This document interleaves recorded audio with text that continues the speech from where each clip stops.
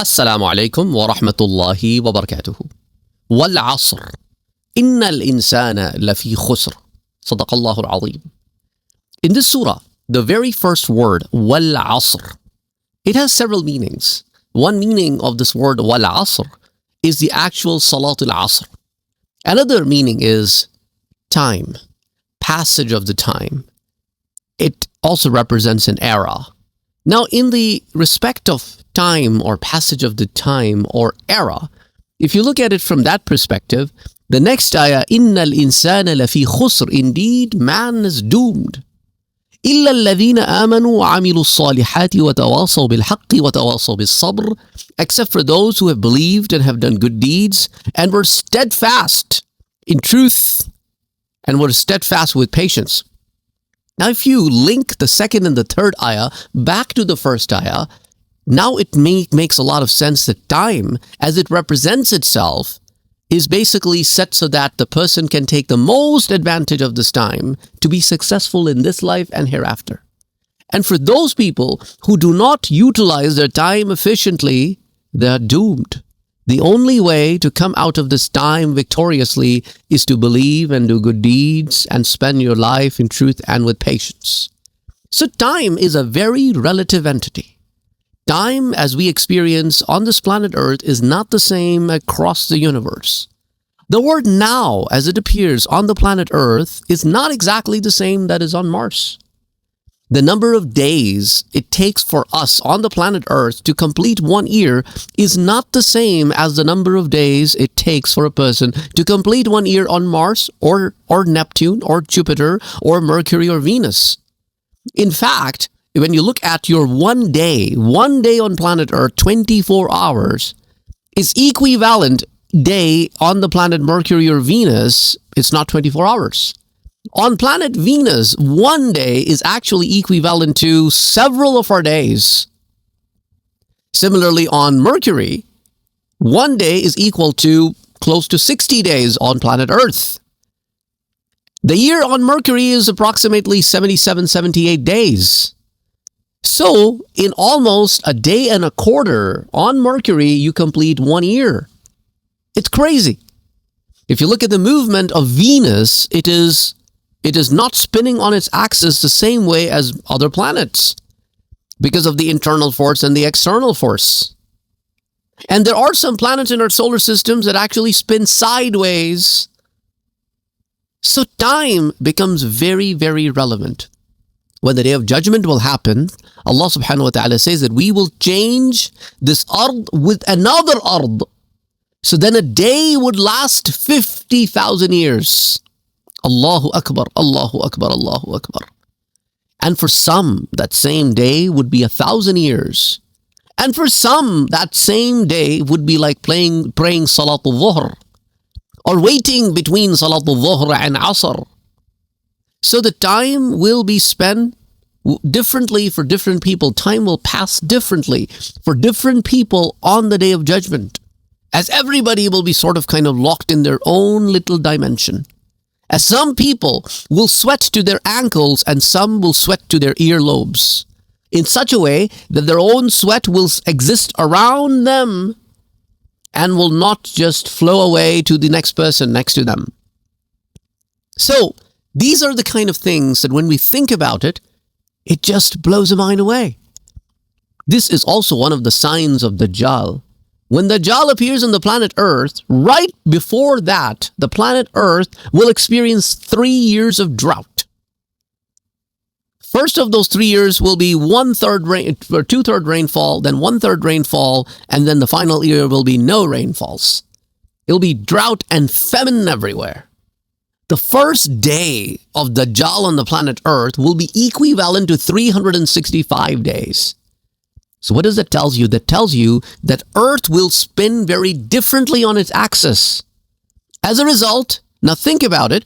If Earth completes 24 hours in 365 days, that's what it means. 1 day equals to 1 year means Earth is rotating around the sun in 365 point some days. That rotation will happen exactly the way it is happening right now. But it's spinning on its axis to do day and night. The 24-hour cycle will take 365, so the movement of the Earth on its axis will slow down.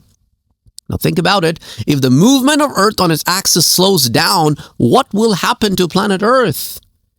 Except for a small strip, a lot of the planet Earth will be disturbed. Either it will be in darkness for a year or will be in light for a year. Except for one region, one strip of region that will have better climate. Then his second day will be equivalent to our month. That means the Earth spinning on its axis will be a little bit faster, 12 times faster than what was before, a year before. And that'll be a second day. Third day will be a week-long day. That means it will be 52 times faster than the first day. And then it'll go back to being normal. In these dire situations when humans will be struggling, Dajjal will cause rain. Dajjal will grow farms. He will unlock the secrets that the humans would be waiting for. Now think about it. If you're dying with famine, if you're dying because you do not have access to water, and here a guy shows up and says, I have means to provide you water, I have means to provide you with food, but if you do not follow me, you will die of starvation. You will die of thirst. You will have access to nothing if you don't follow me. And that's exactly what it means, that he will be carrying on his right hand Jannah, on his left hand nar. Well, actually, it will be the other way around for the believers, as his Jannah will be hell. For anybody who enters, who chooses his Jannah, is basically deciding to take in Akhirah Jahannam. And anybody who chooses to be in his punishment is the one who is choosing to be in Jannah in the life hereafter. Now, if you relate this back to the story of Musa alayhi salam and the magicians who chose Akhirah over the dunya, they were punished. They were punished horribly by Fir'aun, as he said that I will cut your right hand and the left leg, and your left leg and the right hand, and the right leg and the left hand opposite, and then I will crucify you. And they said, do whatever you want to do. Whatever you can do is only here in this world, in this life. Beyond this, you have no control, no access. And we have chosen Allah subhanahu wa ta'ala over anything else. So we are ready to bear any and all punishments. So this is the kind of the times. Now multiply it several times at the time of Dajjal, the kind of hardships believers had to face. So time is very relevant. There's a time the human has spent, and human does not even remember that time. As Surah Ad-Dahr, which is also called Surah Al-Insan, two names for the same surah. Ad-Dahr means era. هل أتى على الإنسان حين من الدهر لم يكن شيئا مذكورا. There was a time that passed on the human being when human being existed. The time was passing on the human being, yet the human was not known to anyone. It could be in the world of souls. It could be before the world of souls.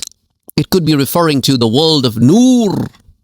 Allah knows best in what form these humans were that Allah is referring to, that human being existed, time was passing, yet nobody yet knew about the human existence. And slowly and gradually these humans were introduced.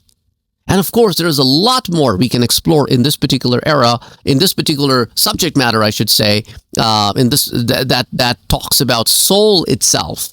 For example, a very important question that comes is that, okay, why is it that we do not remember the promise of Alast? When Allah subhanahu wa ta'ala took a promise from all of us, then why is it that we don't remember that?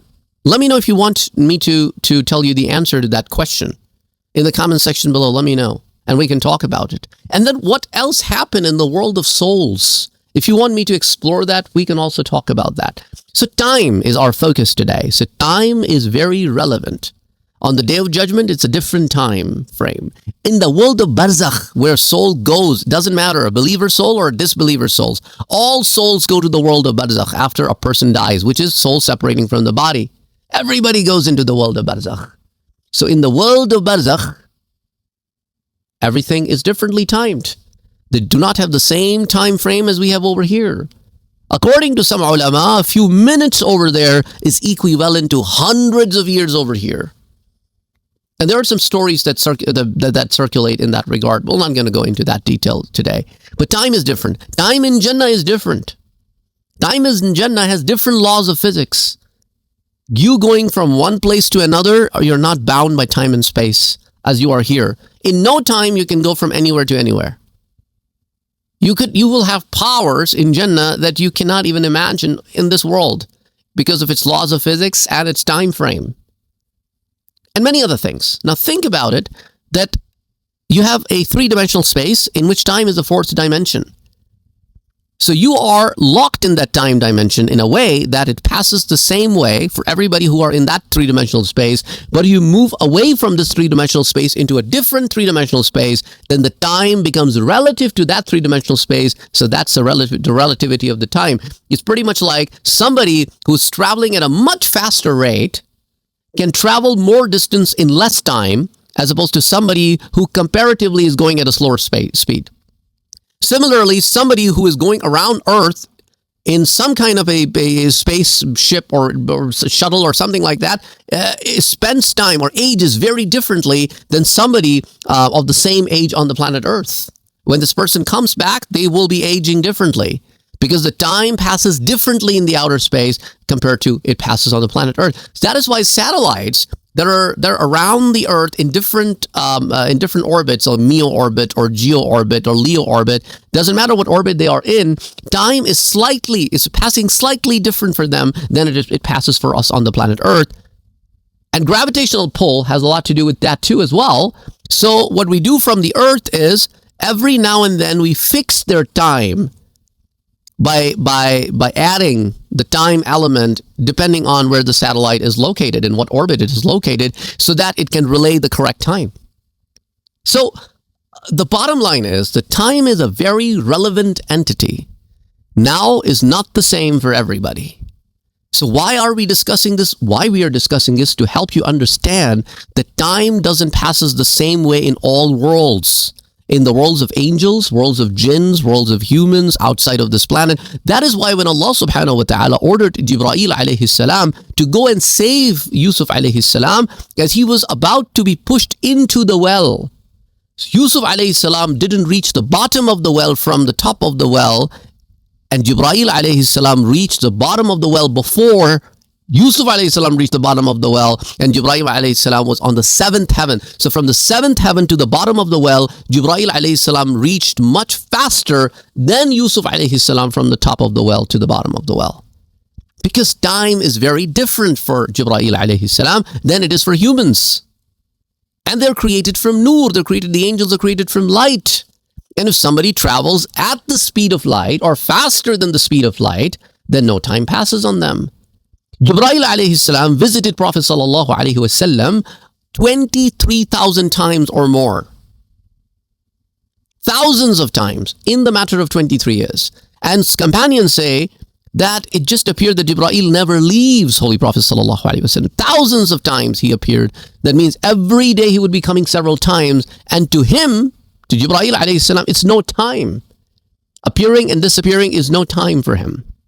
So anyway, the bottom line is time is very, very important. Very, very relevant.